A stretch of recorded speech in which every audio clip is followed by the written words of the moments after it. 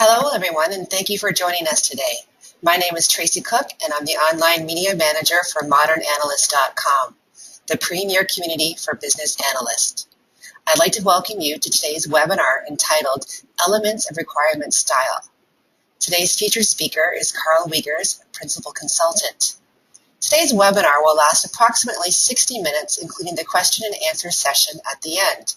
Please be sure to submit your questions in advance using the questions feature of the GoToWebinar software.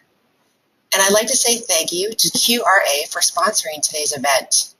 And at this time, I'll turn it over to Jordan Kirikides to say a few words before we get started. Thank you, Tracy. It's great to be here. I will take just 60 seconds of everyone's time here to tell you a little bit about our product, QV Scribe.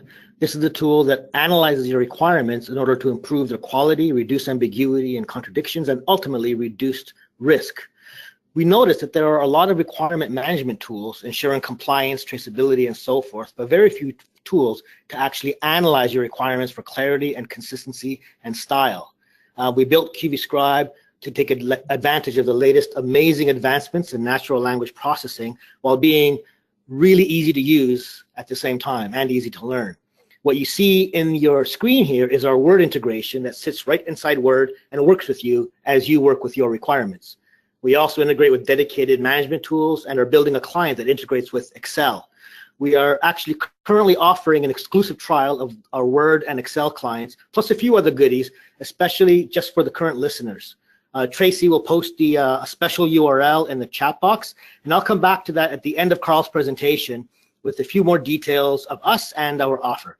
But first, we're all here to listen to Karl, so let's do that. And I'll hand it over to Karl to tell us now about the elements of requirement style. Take it away, Karl. Thanks, Jordan. Welcome, everybody, and greetings from sunny Portland, Oregon. Thank you for joining us today, and thanks to QRA for sponsoring this webinar. I apologize for not getting their slide up there quick enough. That was totally my fault, so actually let me go back there and make sure that you get a chance to see what QV Scribe is all about.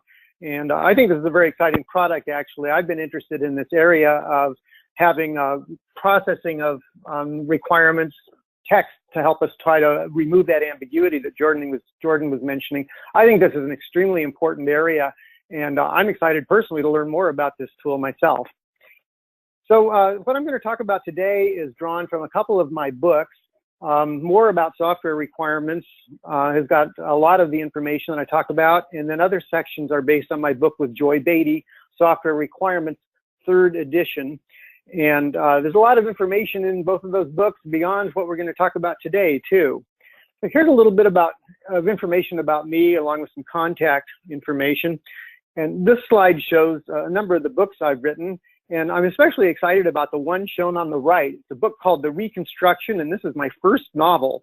It'll be published in about 1 month. It's a mystery about a forensic sculptor who completes a facial reconstruction on some unidentified human remains, and she's shocked to discover that she has a close personal connection to the victim.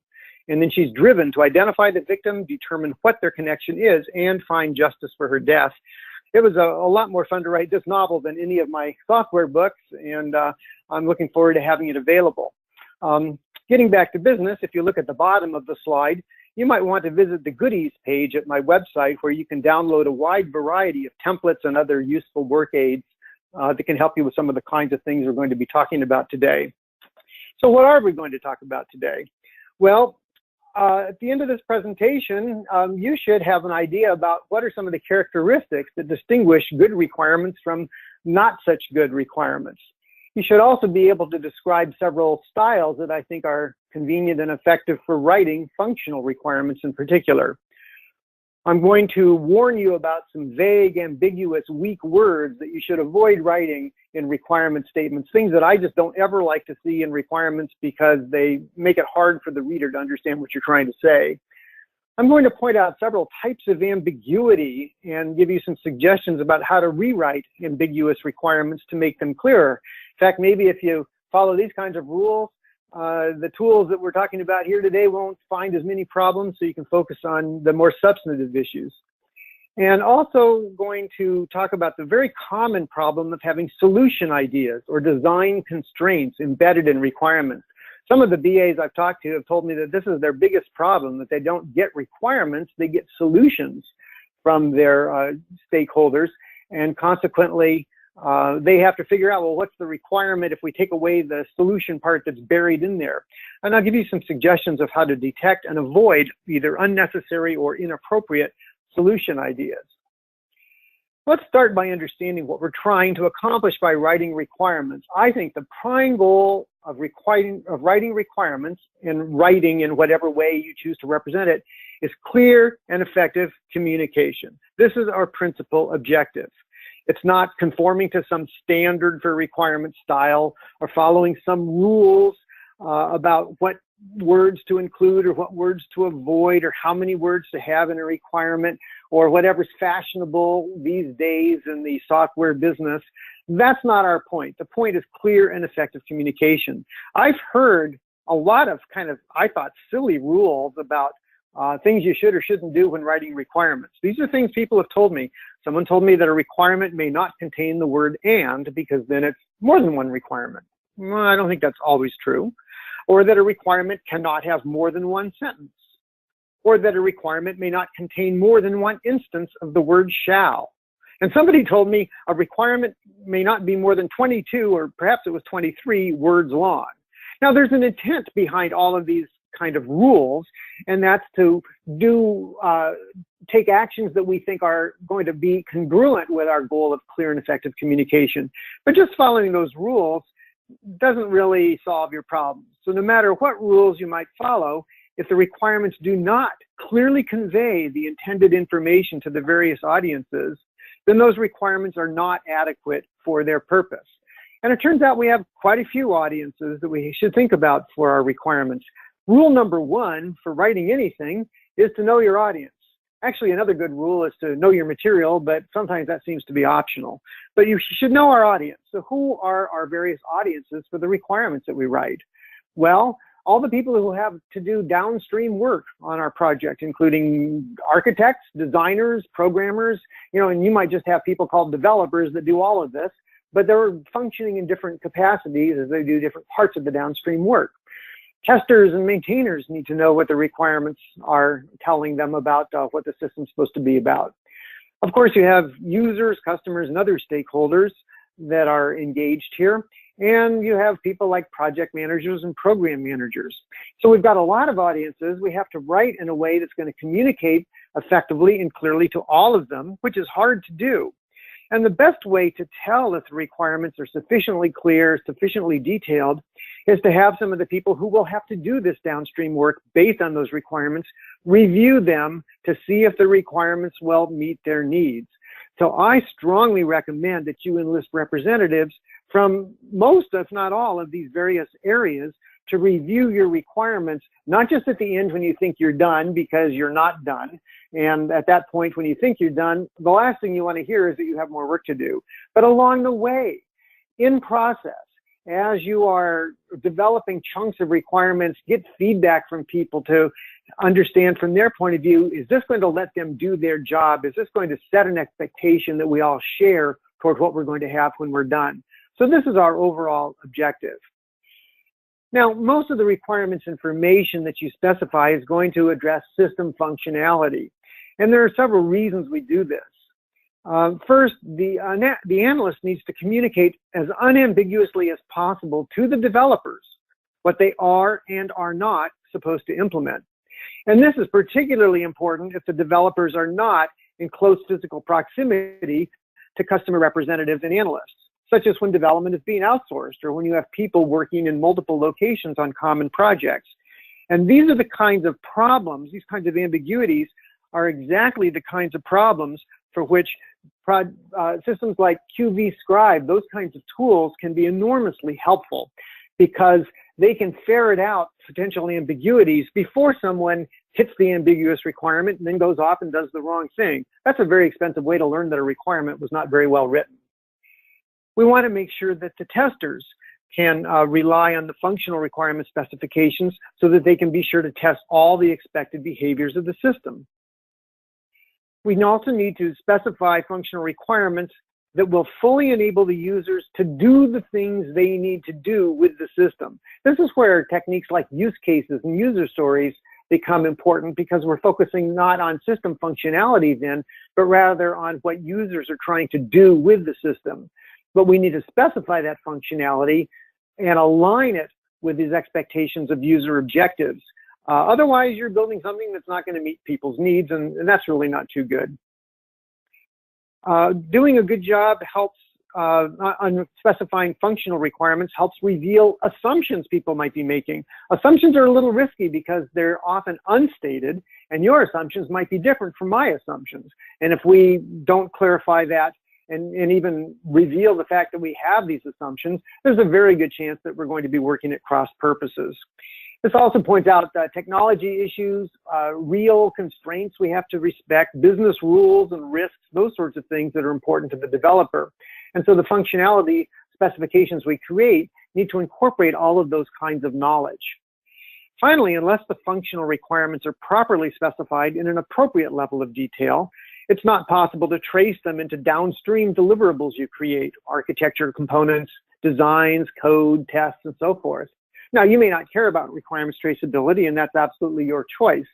But if you do care about it, if you want to make sure that you can connect all these little bits and pieces of work that you do so that you can be confident you've implemented everything you said you were going to implement, then you need to write the requirements in a way to enable that.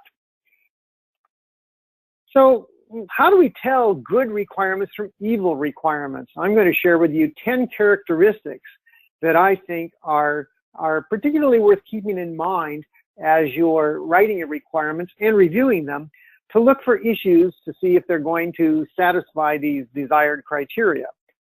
So first, the requirements need to be complete, and that means two things. First, it means that nothing's missing. And you know what? I don't know of any way to be absolutely certain that you have not missed a requirement. And that's one of the biggest sources of requirements errors, is overlooked requirements, just something we didn't know or didn't think to write down or forgot about. And I don't know of any way to prove that you've not missed something. But a lot of times we're missing some piece of information. And I like to flag those temporarily missing pieces of information with a little TBD, meaning to be determined.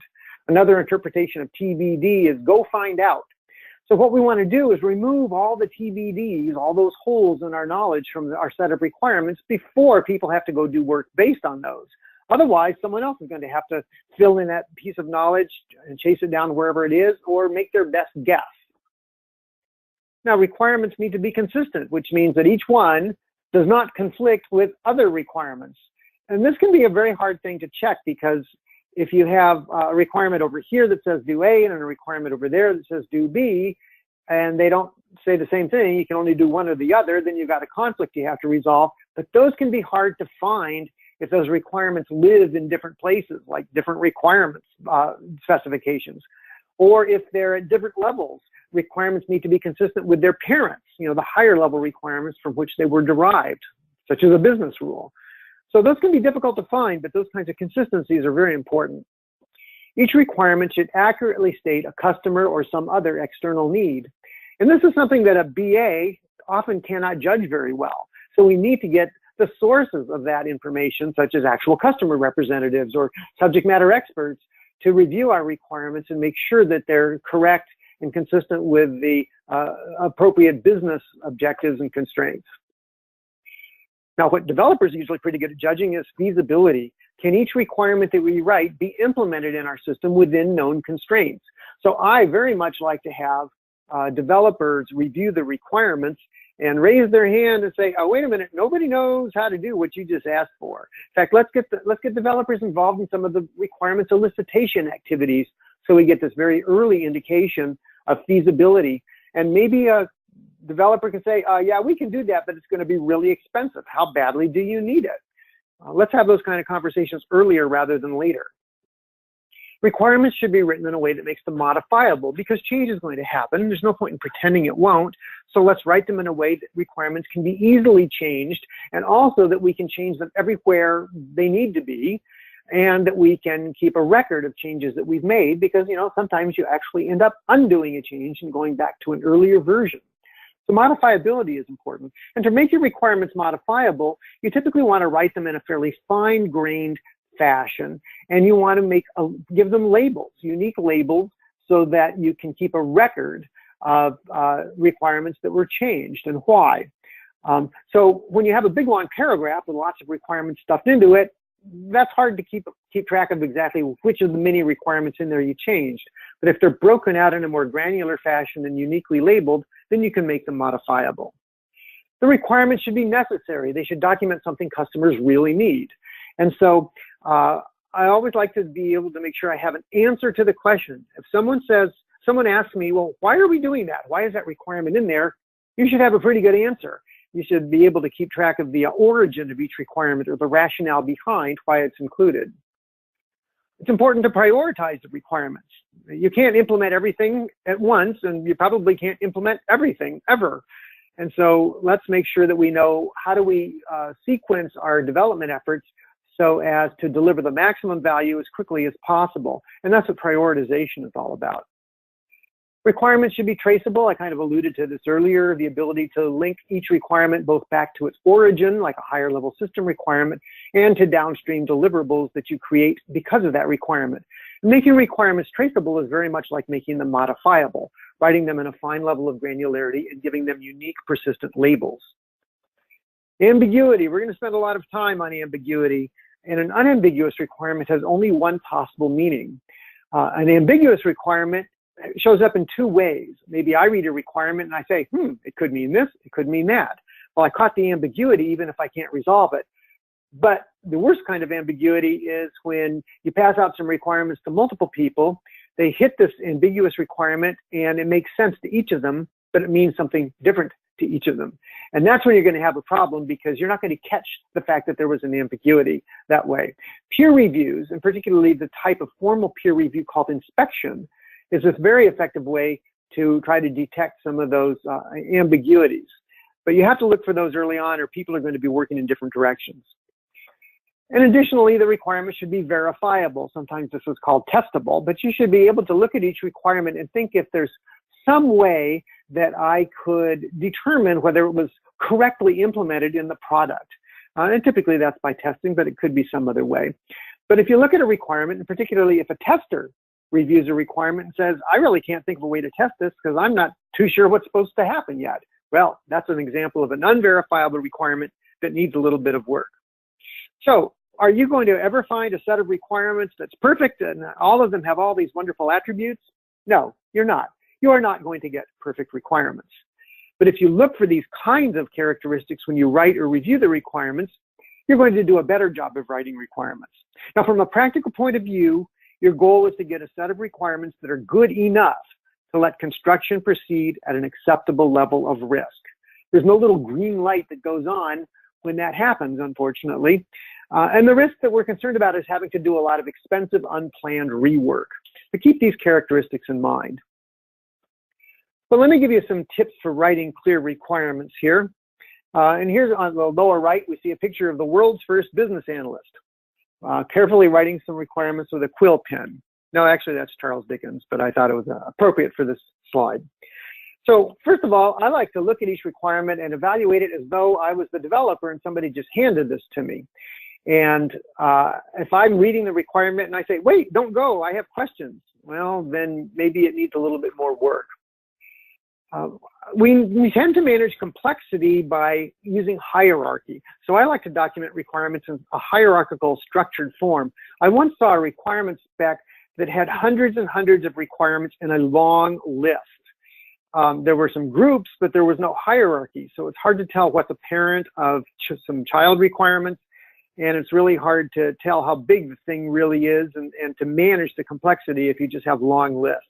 So hierarchy can help. We want to write in clear English or whatever natural language you're using. So keep the sentences and paragraphs kind of short and simple. That's kind of the rationale behind those guidelines people had mentioned to me. Don't use more than 22 words. Well, that just really says if you write more concisely, things are easier to understand. So let's avoid these long narrative paragraphs. I read a very long, like 300-page requirement spec once, and it was written kind of like a novel. It didn't have organized lists or structures of requirements. It had paragraphs. And if I read a page of those requirements, I had to go through and glean, pick out from the text what was the actual requirement or requirements in each paragraph. And you don't want every reader to have to do that parsing. And a very interesting way to tell if your requirements, I think, are structured well enough is give a page of them to a number of people and ask them how many requirements are on this page.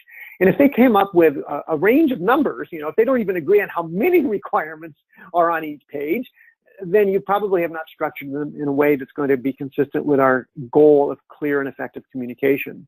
So use good grammar and spelling and punctuation, and use a business-oriented terminology of whatever your business domain is, as opposed to computerese. Now, one thing we want to do is to document not only the expected behavior of the system under certain circumstances, that's what we typically focus on, but also the exception conditions. And this is another common place where we miss requirements, is the exceptions, things that could go wrong. And if this happens, then what should the system do in response? We focus on the happy path where everything goes as we expect it to, but that's not the way life is. So we have to think about a lot of exceptions. Again, testers are very good, fiendishly good often, at finding exception conditions that we need to deal with. So get them engaged in looking at your requirements too. All right, a few more tips here for writing clear requirements. Watch out for unnecessary design constraints. Design constraints restrict the options that are available to the developer. And that's perfectly okay if there's a good reason for them. We're going to come back to this at the end of the talk when we discuss solution ideas embedded in requirements. I like to write requirements at fairly fine granularity, and this is a judgment call. Let me give you a couple examples of things where I think the granularity wasn't just right. So one thing I keep in mind is let's decompose each requirement until each one is discretely testable. That is, you can think of 2 or 3 tests to verify whether each requirement is correctly implemented. So I saw a requirement spec once, and it had these 3 requirements in it. A valid color code shall be R for red, new requirement. G for green, new requirement. B for blue. In my opinion, these are too fine-grained. In fact, those are actually not functional requirements at all, but rather data definitions of allowed values for some data object called color code. Those are sufficiently simple that I think you can lump those together. No one's going to be confused. But then I saw another extreme. This was for an editor, big complex, not just text editor, but file editor. It said the product shall respond to editing directives entered by voice. So can you think of 2 or 3 tests to see if your speech recognition engine is working correctly? No, that's a whole component, not just one functional requirement. There was a massive amount of detail underneath there that was invisible. So if you want to have somebody know what to do next based on that requirement, there's a lot more information they need to have. Incidentally, speech recognition works very well these days. I'm sure you're all familiar with speech recognition in systems like Siri. But I've actually written 8 books by voice. I do almost all of my writing using Dragon Naturally Speaking, and it's pretty impressive stuff. It's a lot easier than typing too. Okay, another tip here is watch out for the use of conjunctions. Words like and or can suggest that multiple requirements can be combined. Again, you can think about how you would test them. If you would use one test to tell if the requirement was properly implemented, then maybe the and is fine. Those are just 2 parts of one requirement. But if you would use different tests, and perhaps there are different requirements that should be separated. We want to try to be precise and specific, not vague and ambiguous when we write our requirements. And some key words that can help with that are shown here. Some people don't like the word shall, and I have absolutely no problem with it. I find shall a nice solid statement of some capability the system has to exhibit, and must is good also. But I would avoid using a mix of synonyms like shall and must and should, might, may, would, will, could, if you get around to it, if you feel like it, if you have time, because it's not clear exactly what all those mean. And sometimes people use subtle distinctions between these words to convey important distinctions. Like maybe shall means required, should means desired, may means optional. And that's bad in my point of view because that's actually convoluting the statement of the requirement with its priority. I would much rather see you say shall, high priority, shall, medium priority, shall, low priority. Sometimes people say, yeah, but people don't use the word shall in normal conversation. And my answer is, who cares? It's a useful technique for calling out a specific thing that you consider to be a requirement.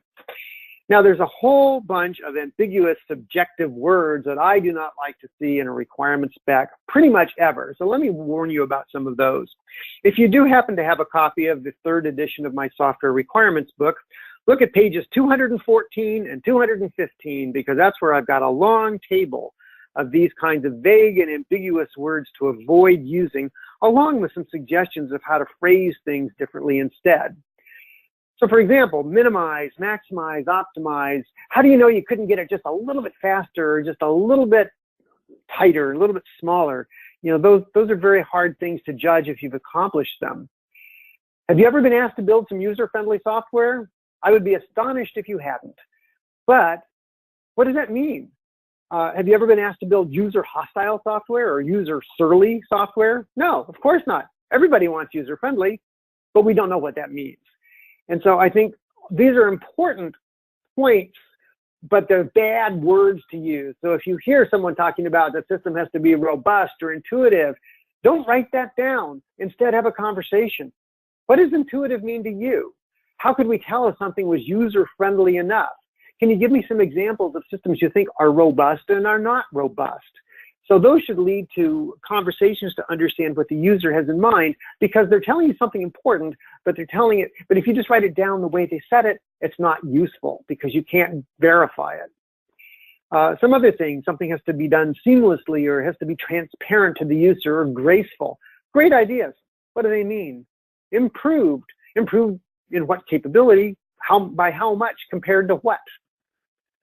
Sufficient or adequate or at least. I mean, there's a lot of these things that I just don't want to see you use. A few, that's a good one.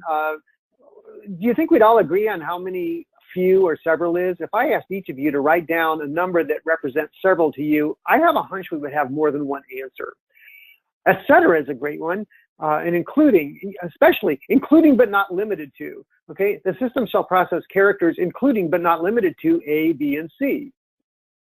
What do I do with that? How long is that list? I don't know what the rest of the iceberg looks like. And/or. Well, let's make up our minds. Which is it? Is it and or is it or? I never know if optionally means that the developer has the option to implement something, the user has a choice available to them, or the system is going to decide what to do. And one word I really hate just in general in life is support. It is so ambiguous. I just don't know what support means.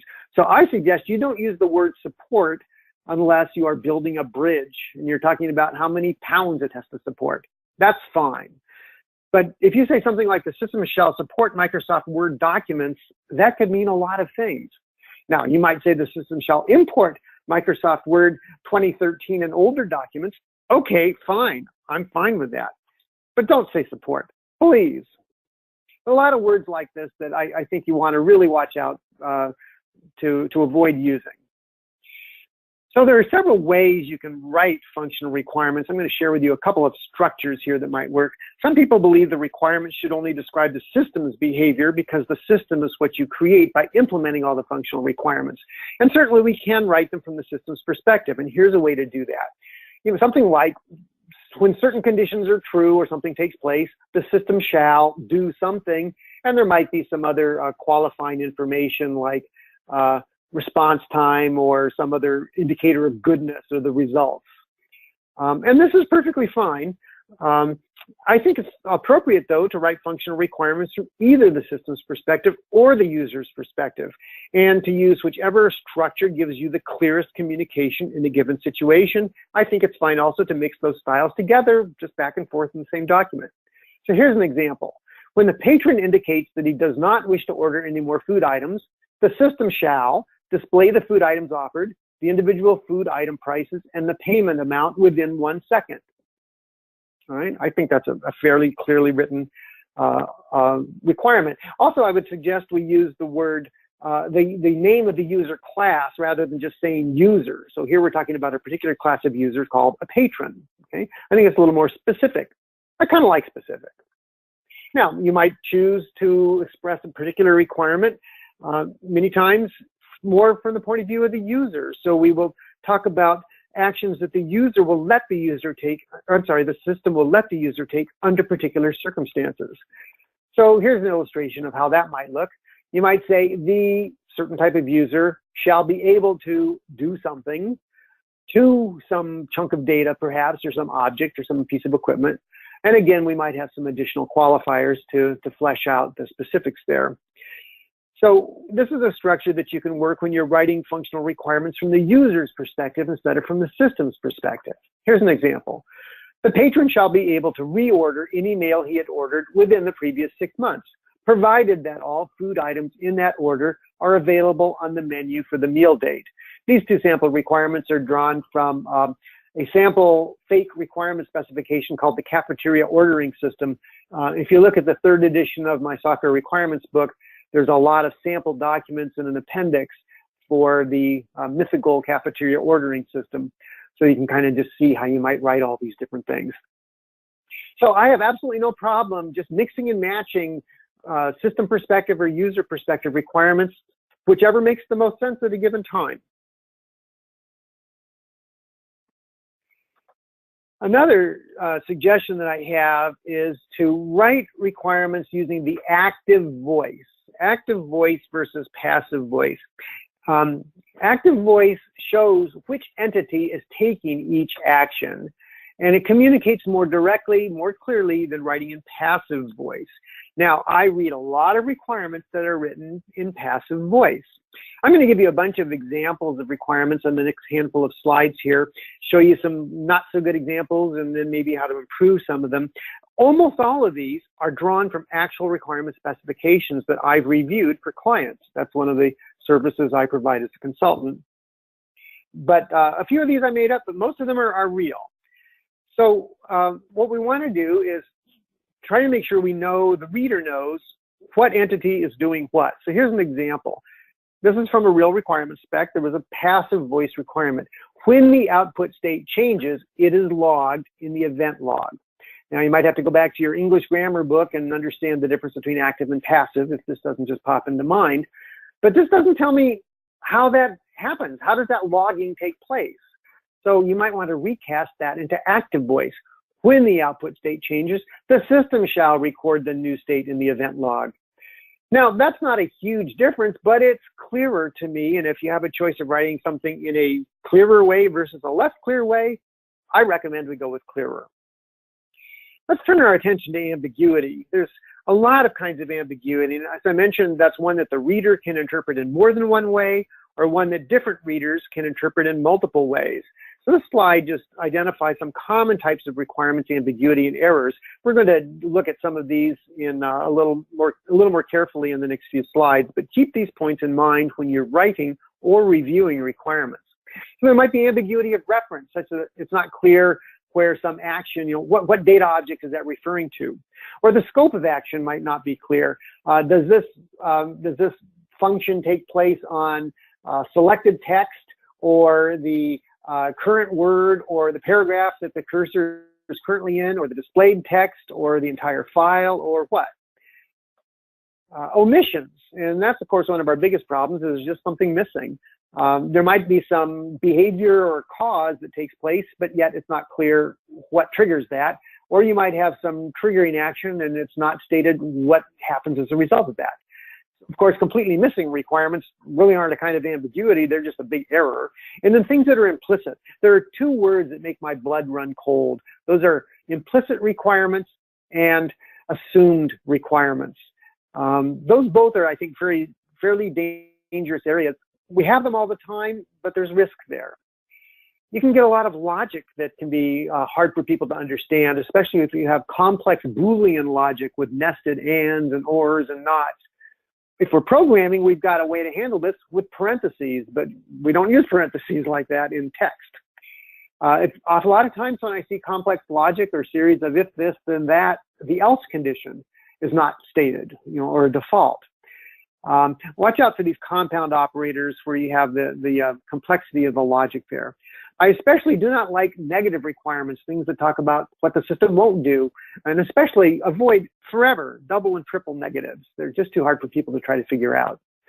We're going to see some examples of how synonyms can be ambiguous, just other places where it's just not totally clear what you're trying to say. Sometimes the requirements just aren't organized very well, and we've got little bits and pieces that are sprinkled all over, and it's not always clear how they connect. And finally, boundary ambiguity. I'll show you an example of this. Very common place for missing knowledge. So let's drill down into some of these. I'll start with one of my favorites here, negative requirements or inverse requirements. They say what the system won't do. And what I want to do is try to restate those in a positive sense to state what the system will do under certain circumstances. So here's another real requirement. All users with 3 or more accounts should not be migrated. Well, we get the idea from that, but I would prefer to state that in a positive sense. The system shall migrate only users having fewer than 3 accounts. Now, I found when I tried converting a bunch of negative requirements to positive ones, the word only often showed up. Okay, so that was kind of a flag there. So watch out for negative requirements. Omissions are another common problem. They might be missing the stimulus that generates a response or the response that results from a stimulus. So maybe you've got a requirement that says the system shall display the user's defined bookmarks in a collapsible hierarchical tree structure. I think we can all kind of visualize how that works. So imagine you have sent this as part of a requirement spec to some other country where people are going to implement it for you. And you get your software back and you're testing it and you find, yes, I can take the appropriate action and I can collapse the hierarchical tree structure. And then your next question is, well, how do I uncollapse it? How do I bring it back? You can't figure that out. So you talk to the developers and they say, oh, you didn't ask for that. Oh, there's a certain symmetry here, isn't there? And that symmetry may have one of those implied requirements. And your response is, well, if I collapse it, of course I want it to come back. And the developer says, well, he didn't ask me to do that. Yeah, I can do that. That's an extra $500. So maybe we'll want to write it that the system shall display the user's defined bookmarks in a collapsible and expandable hierarchical tree structure. So watch out for symmetrical situations. If you request an undo function, you might also want to ask for a redo function instead of just assuming that you're going to get it. Boundary values are in numerical ranges provide additional opportunities for creating ambiguity as well as being places to look for missing requirements. Like let's say you're writing software for a point of sale system and you need to comply with a business rule that states only supervisors may issue cash refunds greater than $50. So, excuse me. So you might start with some requirements like this that you've derived based on that business rule. If the amount of the cash refund is less than $50, the system shall open the cash register drawer. Or if the amount of the cash refund is more than $50 and the user is not a supervisor, the system shall display a message, call a supervisor for this transaction. Okay, but what if the amount of the cash refund is exactly $50? Is this a third unspecified case? Or is it an edge case for one of these 2 cases as currently described? And if so, which one? So maybe there's a better way to say that. If the amount of the cash refund is less than or equal to $50, the system shall open the cash register drawer, and then we have the same second one perhaps. So watch out for those boundary value things. Another way to deal with it is using the words inclusive and exclusive to make it perfectly clear whether the endpoint of a range is considered to be part of the range or outside the range. Now it's kind of funny. When I wrote one of my requirements books, I had this example in there, and when I was negotiating the contract with the publisher, it had exactly this error in it. There were a couple clauses in the contract, and the number just happened to be 50, coincidentally. I forget what it was talking about, maybe 50 copies or something. But there was a less than 50, this happens. A more than 50, that happens. But if it was exactly 50, that was not defined. But I catch those kinds of things. All right, some other tips for avoiding unclear requirements. Synonyms and near synonyms can be a problem where people are using words that sort of mean the same thing or are intended to mean the same thing or could mean the same thing, but maybe they're supposed to, maybe they're not.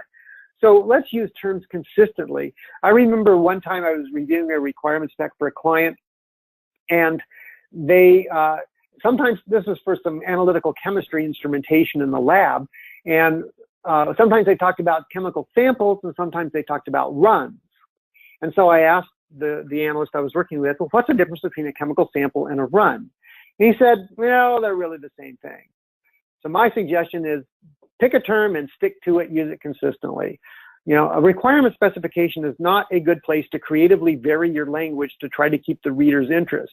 That's good for fiction, but it's not good for requirements. And you know, I used to always tell a little joke about that and say, you know, the last fiction I wrote was my PhD thesis, but now I wrote a novel, so I can't use that joke anymore, but that's okay. And a good thing to do is to define terms in a glossary so that everybody understands what these terms mean. And there can be synonyms, that's fine, but let's define them and let's use them consistently. I've seen examples of similar sounding words that had the potential for confusion. So here's kind of a long example, but this is exactly how it was written in the original spec. This is for a telephone application. Special day caller tunes default will take priority over all configured individual caller settings that a customer has selected. However, if an individual has been assigned a special day caller tune for the same date, this will overwrite the special day caller tune. Now, I don't think they meant overwrite. I think they meant override. You overwrite data, but you override a default. So I've seen several examples like this where words were just used incorrectly because they sounded about like the word that you really had in mind. My mother is a known pronoun abuser. She'll say something like, he said he'd bring that back when he was done with it, and I won't have the faintest idea of what she's talking about. So make sure your antecedents that the pronouns are referring to are absolutely crystal clear. Another big source of ambiguity is the use of adverbs. And here are a bunch of examples, again, drawn from actual requirement specs. Let's provide a reasonably predictable end-user experience. I guess it doesn't have to be completely predictable. Offer significantly better download times. Well, that's pretty fuzzy. How much is considered significant? Optimize upload and download to perform quickly. Well, of course we'd like that, but I don't know how to tell if it's quick enough. Exposing information appropriately, but there are probably some rules that we're trying to follow to make sure the right people see the right information. It generally incurs a per unit cost, but the specification that I read didn't say what happens when it doesn't, you know, or under what conditions does it not incur a per unit cost. As expediently as possible. And here's a twofer. Occasionally, but not very frequently, there will be an error condition. You know, we get the idea, but that's not really helpful. Lots of adverbs, and adverbs most commonly are words ending in ly. So if you find yourself, they're trying to describe some desirable property of the product, but exactly what's being desired is left to each reader's interpretation. So if you find yourself using any of these adverbs, ask yourself if the reader will know exactly what you mean by appropriately or expediently, or what the tolerance is for something you called approximately. Now, this is one of my irritations. I have a lot of irritations. Here's one of them. If we had time to do a survey, I would ask you to, if you are absolutely certain you know the difference between IE and EG. And I'll bet not all of you even feel confident that you know the difference. These are Latin abbreviations, or actually they're abbreviations for Latin terms. Here's what they mean. IE means that is. They're commonly confused, and they're often used in requirement specs. Now, the list of things that follows an IE has to be all-inclusive. That's the complete list of possibilities. EG means for example, and that means that the list that follows are just examples for illustration purposes. So I suggest that instead of using confusing Latin abbreviations that are often misunderstood, write out what you mean in English. So the reader knows, is this the whole list, or is this just some illustrations so I understand what you're trying to say? And I strongly recommend you avoid using what I call the A-B construct, A/B. I see this very often, and it kind of bothers me. Okay, here's an example. Prior to operator intervention, a snapshot of this data should be recorded in an audit/history table. And I can think of multiple interpretations of that. It's not clear to me if A and B are synonyms, so that an audit and a history are the same thing, or if the meaning is both A and B, so that table contains both audit and history information, or if it's either A or B, like audit or history, or audit divided by history. Sometimes A and B are opposites, like approving/disapproving changes. So those always confuse me, and I don't think we want to just let each reader decide what it means to them. So try not to run into those kinds of things. That A-B construct, I think, is just intrinsically ambiguous and confusing, except for situations that are clear-cut, like input/output, okay, or read/write. Pretty much everybody's going to understand those. But otherwise, I strongly recommend not using it. So the last topic I want to talk about here is to watch out for solution ideas. Requirements often contain embedded solution ideas, and incorporating those imposes a design constraint, something that restricts choices available to the developer. It could be legitimate and could be necessary and something developers absolutely have to know about, or not, okay? And I think the real thing we want to watch out for is design constraints that are unnecessary, that are imposed prematurely, or imposed for the wrong reasons, perhaps by people who don't have the full knowledge to make that judgment. And a good thing to ask yourself when you detect these, you should have your little radar looking for these problems, and when you see a design constraint or a solution idea, ask yourself or ask somebody else, why? Why does it have to be done that way? And maybe there's a good answer, but maybe there's not. And if there's not, then maybe we don't need that constraint. So listen for technology or user interface specifics. That's a good clue that you're hearing a solution idea. So maybe you're specifying an application for a store like, mailboxes, etc., or something like that, a UPS store. And one of the requirements is, well, then the user selects the state where they want to send the package from a drop-down list. And your little business analyst radar says, ping, from a drop-down list, solution idea. And you ask, why? And the user might say, oh, I don't know, I just thought that was a good idea. In which case it was just an example of what the user had in mind as one way to do that, but not necessarily the only way or the best way. And so, so that means it's not a necessary constraint. But they might say, oh, I wanted to do it from a drop-down list, partly because we do it 2 other places and I want it to be consistent, and also partly because we don't want the user to have the possibility of entering an invalid input. Those can be very good reasons to do it from a drop-down list, but ask why.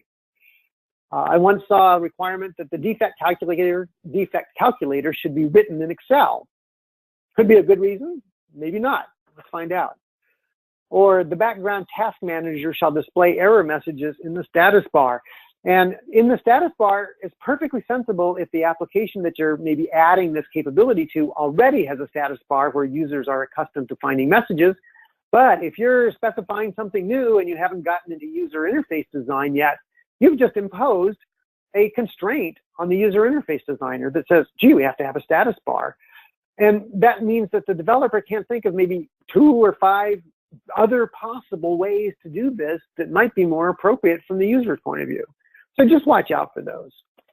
And if you want to get that explanation and understanding of why we're doing it in a certain way, you might consider adding to your requirement a description of that in a rationale attribute.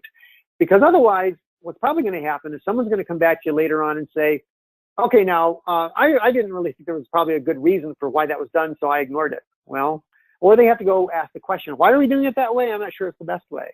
So if you actually specify as part of your requirement an additional block that says, this is why we're doing it this way, some of those discussions go away. And here are some questions to ask yourself when you're thinking about why a solution idea is included in a requirement spec. Is this just one option the speaker thought of, meaning that we should communicate it to the users or to the developers as a possibility so they understand what the users had in mind, but we don't necessarily want to constrain it to that? Is it the only possible solution for whatever reason, in which case, yeah, we do need to know about that. Sometimes it just means the person who's giving you this information is finding it more fun to explore solutions or easier to explore solutions than to understand the real problem and communicate that. I think that's the reason for a lot of them. It may not be a very good solution because the problem isn't well defined, Or maybe the solution isn't addressing the correct problem even. The solution might seem like it's a good reason, but maybe, or a good solution, but maybe for the wrong reason. Could be based on some erroneous assumption that a particular individual holds. Or maybe it's based on something that was true once upon a time in our business, but is no longer true, and we don't need to carry over that particular solution because now we have more possibilities, more options, more flexibility. But it isn't necessarily a bad thing to pass those along to developers as a suggestion so they can understand the thought process going on, but not as a constriction or a restriction or a mandate. And so make sure if you do communicate that the developer understands unambiguously, is this just an illustration for me to start thinking about, or is this the way we have to do it? So to wrap up here, I want to warn you about some common specification mistakes, things that are very typical problems, but use this maybe as a checklist before you conclude that your requirements are ready to pass on to designers and developers. I've mentioned this idea of having incorrect or obsolete or conflicting assumptions, so watch out for those. We've just spent some time talking about writing implementation instead of requirements, the solution ideas. Sometimes people are writing business processes. They're describing their business activities instead of writing requirements that can be used to design a solution to help with those business processes. I really love having testers or people with testing experience. It could be just a BA who's done some testing to look at requirements for things that are not testable, to look for things where maybe some information about what's supposed to happen under certain circumstances is not there, and so they can't figure out what kind of a test to use. And really, the Agile movement with its focus on acceptance tests rather than on requirements is consistent with this idea. But here's an important point. If you only represent a piece of knowledge in one way, whether that's a functional requirement statement or the acceptance test or whatever, if you only represent it in one way, you have to trust it because that's all you have. But I like to write requirements and then have preferably somebody else, a whole different brain, write tests, because then we can compare them to each other. And every single time I've done this, every single time I have mapped together a set of functional requirements with a set of test cases, I have found errors in the tests and in the requirements. So that's much more powerful than only writing it once. And it's not wasted effort because you're going to test it anyway. Missing requirements, very common, hard to find problem. Putting requirements in excessive detail that doesn't have to be there. So work with your consumers, work with that audience to help understand how much detail do you need to provide to meet their needs. And then writing things badly, where the text you've written simply is not communicating well. So it's so important to focus on writing clear and unambiguous requirements so that we can reduce the unpleasant surprise factor that happens on so many software projects. My experience has been that surprises in software are almost never good news. So if you can focus on writing requirements to maximize their clear and effective communication, I think you'll have fewer of those surprises. So thanks for joining us. If you take away only one message from this presentation, please remember that without clearly communicated requirements, software is like a box of chocolates. You never know what you're going to get. And now let's go back to a few words from our sponsor, QRA. Thank you, Karl. That was fantastic. And I agree with so much of what you said. In fact, much of our efforts here at QRA is dedicated to building tools that are above all helpful for validating and verifying requirements. And that's a lot of what you mentioned. Besides tools, we also publish materials such as templates and checklists that aid in writing and working with requirements. We've included here for you 5 handouts for all the listeners, in addition to the exclusive offers of our QB Scribe for Microsoft Word and Excel clients. Besides the slides that you see here, our document, 21 Tips for Clear Requirements, has been hugely successful, and it's very gratifying to me to see the response this material has received. There is a very large overlap you'll find of our list with Karl's 10 Elements of Good Requirement Style. I think we learned a lot from examples, and I was happy to see Karl's presentation illustrated with examples. We have also included an example of analysis report generated by QB Scribe. This analysis is based on real active requirements from an RFP issued by the Canadian Navy, specifically the Underwater Suite Upgrade. This is a large defense procurement that is currently underway. It's an interesting document, and the analysis included is very illuminating.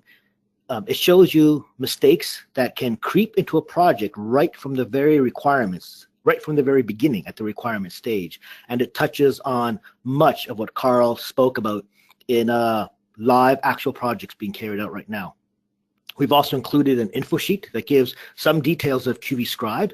And finally, for the geeks among you, we have included some material on the technology on which QB Scribe is built. It shows how natural language processing can be leveraged for requirements analysis. Please take advantage of the free trials, download the included material, and reach out to us with any comments or questions you might have. Thank you, Karl, again for that illuminating presentation. I will now hand it off to Tracy and open the floor to questions. Thank you. Thank you. And again, thank you, Karl, for such a great presentation today. We have only a few minutes for questions, and I'm going to just jump right in, Karl. Our first question, how do requirements and stories relate to each other? When should we use one and the other, or both? Well, that could be a very long conversation that a lot of people wouldn't necessarily agree on. User stories or stories are just one way to represent requirements knowledge. They're useful. Like every other way, they have their value, they have their limitations. So I wouldn't say how do requirements go with stories. I think the question maybe is how do functional requirement statements relate to stories? And really, a user story is likely to be expanded into a number of individual functional requirements with corresponding tests. And whether you choose to write down those requirements or not is a matter of choice. I am not a fan of using telepathy or clairvoyance as ways to handle requirements on projects, so I'm in favor of writing things down. I have a philosophy: the cost of acquiring knowledge is large compared to the cost of recording that knowledge. So, you know, there's just two different ways to represent the same kind of information, and you have to work with your stakeholders to understand which of those is going to be the best way to communicate with them, rather than just you deciding as a BA and throwing it over the wall to land on their heads. Thanks, Karl. Our next question, could you touch base on the best practices for describing users with gender pronouns? For example, the user shall call her supervisor versus user shall call their supervisors. You know, I'm probably not a good person to ask about that because I don't really care very much about that. I'm well aware that there's roughly equal numbers, actually a few more females on the planet than men. And it's not my fault. It's not any of our fault that the English language lacks a gender neutral singular pronoun.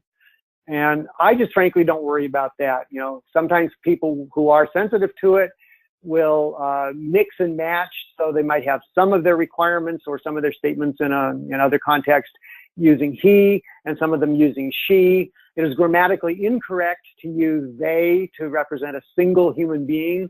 But people do that sometimes anyway because they don't want to offend anybody. I wouldn't say that I am unsympathetic to the problem, but it's a problem with the English language. And I think we all know that there's men and women here, and so I just don't really worry about it very much. If you are concerned about it, I would just more or less randomly use female and male genders mixed roughly equally. Thanks, Karl. We'll have time for one final question. How do you know when you have overspecified the requirements? Well, I guess you'd know if they were overspecified if your stakeholders who are receiving those requirements point out that there's more information in there that they need, or that you could have gotten them to them earlier if you hadn't put in so much detail.